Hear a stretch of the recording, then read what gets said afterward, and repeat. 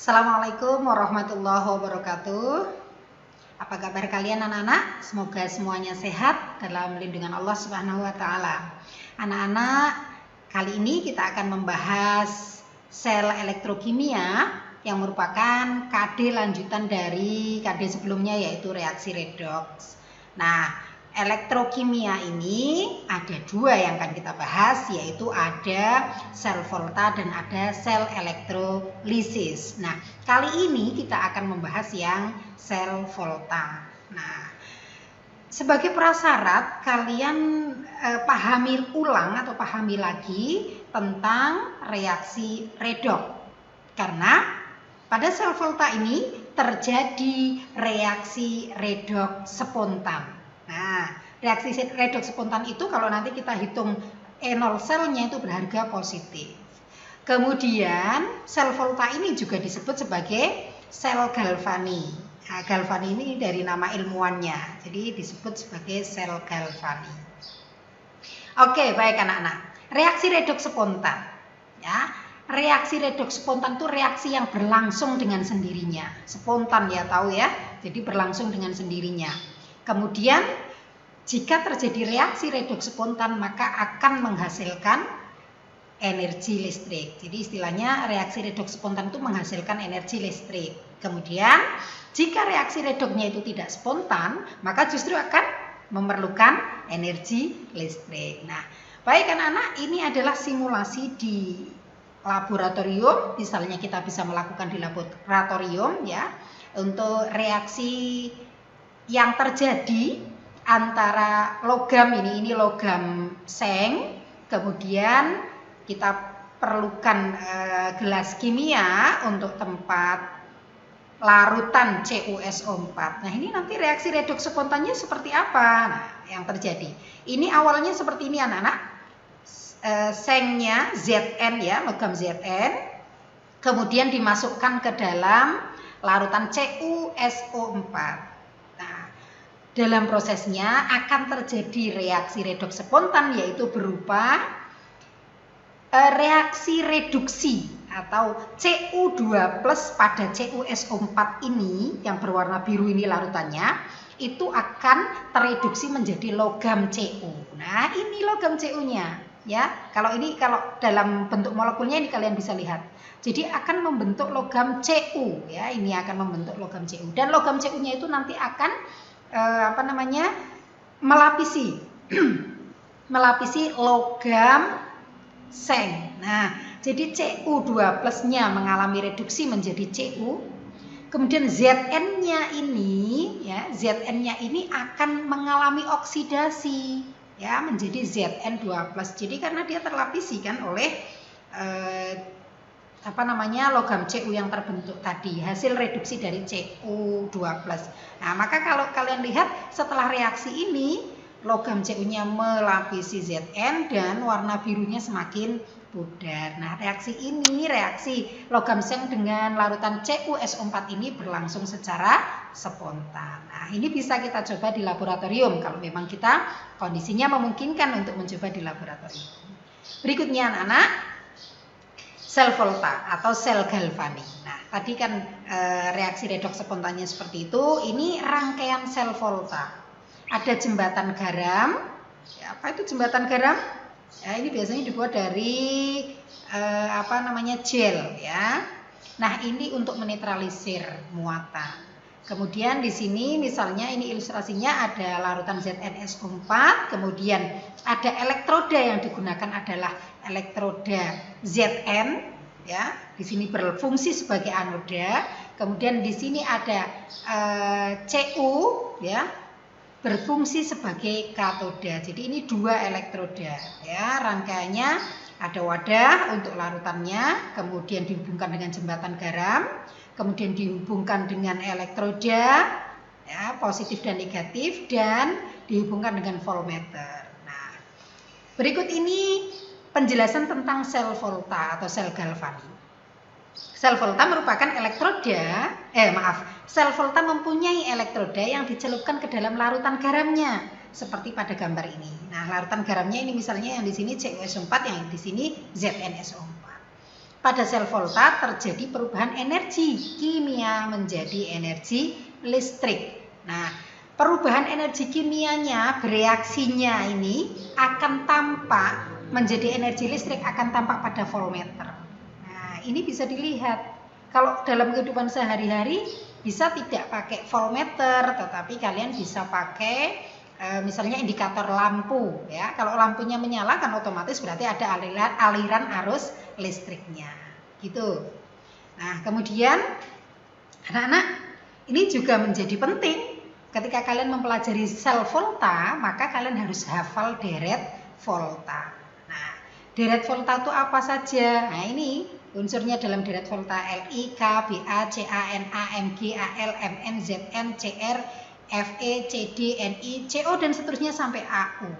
Ini kalau misalnya cara mudahnya kalian bisa buat singkatan ya sebagai jembatan keledai biar lebih mudah untuk menghafalkan ya. Misalnya kalau ibu dulu lika bacana memang alam ya,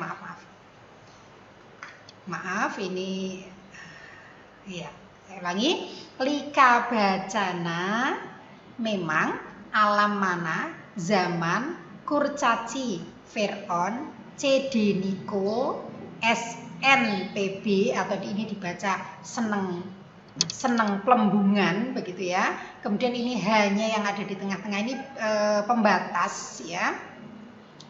Kemudian yang sini kerupuk, hangus, agak pahit, au. Nah, ini contoh aja, tapi kalian bisa menggunakan cara lain untuk menyingkat atau bagaimanalah caranya agar kalian bisa lebih mudah untuk memahami ini. Nah, ini yang kita bahas penting ini.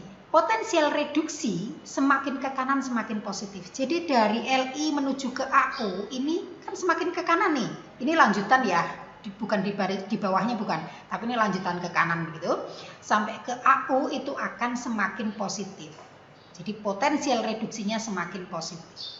Kemudian semakin ke kanan itu pula semakin mudah mengalami reduksi. Berarti logam-logam yang ada di kanan itu nanti bersifat sebagai oksidator karena dia mengalami reduksi. Sebaliknya, semakin ke kiri maka akan semakin mudah mengalami oksidasi atau dia sebagai reduktor. Jadi, misalnya nanti kalian pakai elektrodanya ada Al dan ada Zn. Yang lebih kanan kan Zn, maka Zn-nya ini potensial reduksinya positif dan dia mengalami reduksi ya, semakin mudah mengalami reduksi. Nah, yang mengalami oksidasi adalah Al karena berada di lebih kiri. Nah, seperti itu. Logam di sebelah kiri dapat mendesak atau mereduksi ion yang ada di sebelah kanannya. Logam yang ada di deret yang lebih kiri itu bisa mendesak ion yang ada di sebelah kanannya. Anak-anak, sebelum kita lanjutkan, ada singkatan yang untuk memudahkan kalian ya dalam deret volta ini. Ini kan ada istilah semakin ke kanan semakin mengalami reduksi, semakin ke kiri semakin mengalami oksidasi. Maka kemudian siapa yang berfungsi sebagai katoda dan berfungsi sebagai anoda itu ada singkatan kita kenal dengan kapan krau. Ya, kapan itu katoda positif, anoda negatif. Berarti katoda itu adalah kutub positif dalam sel volta, kemudian anoda adalah kutub negatif. Kapan krau. Nah, kalau krau berarti katoda itu yang mengalami reduksi, anoda yang mengalami oksidasi. Maka di sini bisa dihubungkan, yang mengalami reduksi kan yang berada di sebelah kanan. Logam yang semakin ke kanan. Berarti yang logam semakin ke kanan, contohnya tadi misalnya Zn dan Al, maka Zn itu dia yang akan mengalami reduksi. Nah, berarti dia sebagai katoda. Begitu ya. Sedangkan Al karena di kiri dia mengalami oksidasi, maka dia sebagai anoda. Krau, katoda reduksi, anoda oksidasi. Cukup bisa dipahami ya anak-anak ya. Jadi silakan nanti itu perhatikan, dipahami ulang untuk nanti diterapkan pada pembahasan misalnya masuk ke analisis untuk sel volta. Berikutnya anak-anak, kita mengenal ada diagram sel. Nah, Diagram sel itu merupakan susunan suatu sel volta yang dinyatakan dengan suatu notasi singkat. Nah, notasinya seperti apa? Nah, nanti kita akan lihat. Kemudian logam yang bertindak sebagai katoda dan anoda harus ditentukan lebih dahulu. Ini caranya. Jadi untuk membuat diagram selnya, maka kalian harus tahu dulu siapa katodanya, siapa anodanya. Nah kan, kalau katodanya itu berarti tadi yang mengalami reduksi. Ya. Kemudian yang anoda yang mengalami oksidasi. Nah begitu ya, yang mengalami reduksi berarti logam yang berada lebih kanan. Sedangkan yang mengalami oksidasi yang berada yang lebih kiri. Nah, seperti itu. Ini langsung ke contoh soal. Sebelum kita tahu nanti seperti apa diagram selnya gitu ya. Ada contoh Zn padat direaksikan dengan Cu2+ larutan ini ya. Menjadi Zn2+ larutan dan Cu padat. Nah, ini kalau ada reaksinya, misal kok ada reaksi seperti ini ya, kalian gampang karena kemarin sudah mempelajari reaksi redox kan ya. Jadi tahu mana yang mengalami oksidasi, mana yang mengalami reduksi. Zn menjadi Zn2+, berarti dia naik, mengalami oksidasi, bilognya naik. Maka kalau mengalami oksidasi, dia berfungsi sebagai anoda. Sedangkan Cu2+ berubah menjadi Cu, itu adalah turun bilognya, berarti dia mengalami reduksi. Yang mengalami reduksi disebut katoda. Nah, ini sudah bisa ditentukan, berarti berdasarkan reaksi di atas, logam Zn berfungsi sebagai anoda dan logam Cu berfungsi sebagai katoda. Oke. Nah, jika potensial yang ditunjukkan oleh voltmeter adalah 1,1 volt, ini misal voltmeternya itu menunjukkan angka 1,1 volt pada percobaan ini, maka penulisan diagram selnya seperti ini. Nah, ini perhatikan. Zn wujudnya S, kemudian garis 1 untuk sebagai tanda ya, tanda perubahannya menjadi Zn2+. Wujudnya aqueous atau larutan. Zn menjadi Zn2+ itu kan oksidasi. Sedangkan Cu2+ menjadi Cu itu kan reduksi. Nah, artinya yang dituliskan dalam diagram sel adalah menuliskan yang mengalami oksidasi dulu. Yang oksidasi dari reaksi ini kan Zn menjadi Zn2+. Zn garis 1 Zn2+.